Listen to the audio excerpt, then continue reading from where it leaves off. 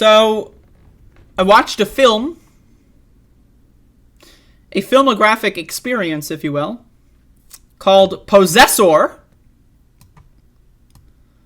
a film by Brandon Cronenberg.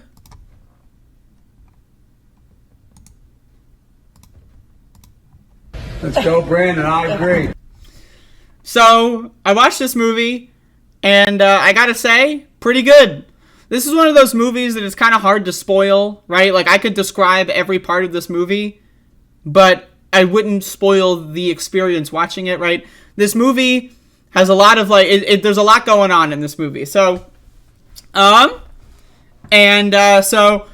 the core, concept of this movie, is that there's, an elite assassination company, and what they do is they have a technology that is seemingly underground, they only have access to this technology, apparently, and this technology allows them to basically take over people's minds, right? And so what they do is they'll possess people's minds and have them commit crimes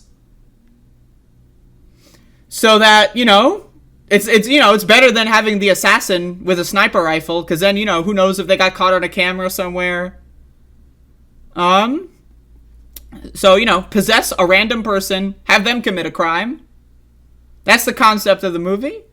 I just want to say the effects in this movie, there's a lot of really gory ass fucking shit in this movie. I also want to say that this movie was made in 2020, and I am going to be honest, I didn't notice any CG in this movie. I think everything was practical. Now, I could be wrong, but it seemed like I was looking for the CG, but there were so many practical effects for a 2020 film. That's amazing, actually. So I just want to say I'm very impressed with the amount of practical effects that were used in this film.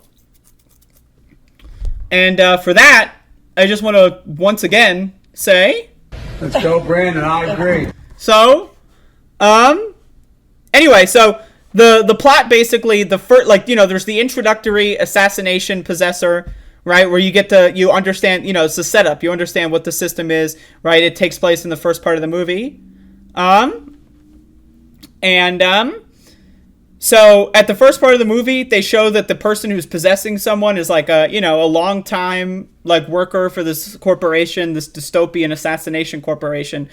And they're experiencing some problems, right? That's kind of when you possess another human, there might be some issues with that. It's an advanced technology, right? And so she is unable, one of the core ways that you possess someone, right, and get out of the possession is you kill yourself, right? Once you kill the target, you kill yourself, and then you go back to your base body. But she's having problems killing herself. She's I don't know, she's afraid to do it. It's unclear, and I like how it's unclear. That's a good thing, that it's unclear, in my opinion. The less clear it is, the better, because I love that open to interpretation thing. I hate when films explain way too much. And this film definitely explains just enough to make it very enjoyable, and again, a lot of open to interpretation.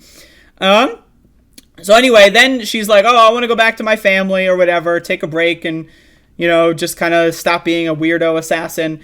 But then, her employers are you got to come in, we got one more job for you. It's always one more job. Every time, there's always one more.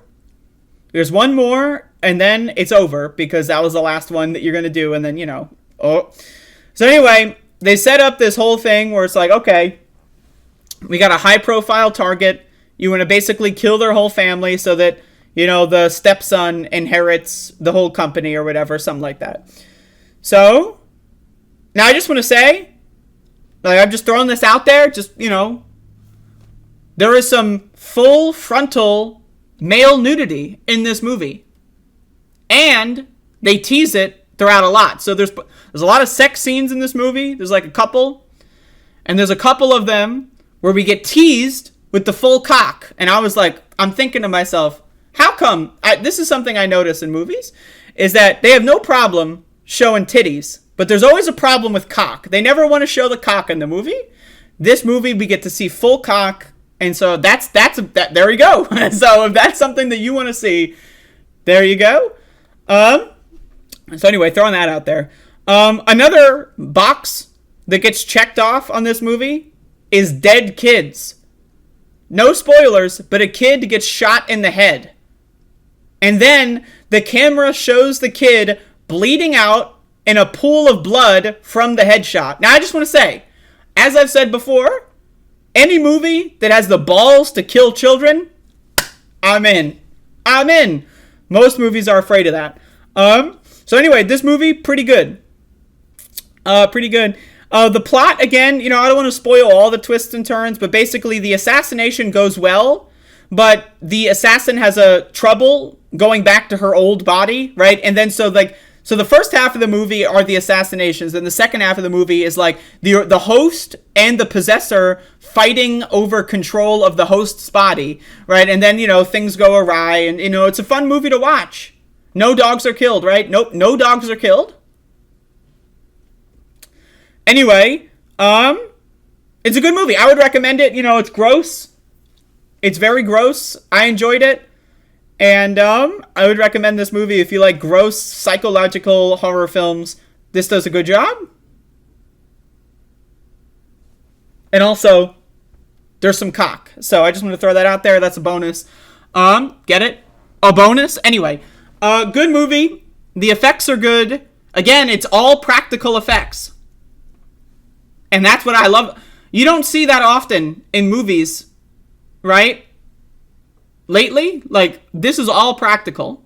Now, it could have been that there was some CG, I don't know. But I was looking really hard, and I think I'm under the impression that this movie was all practical.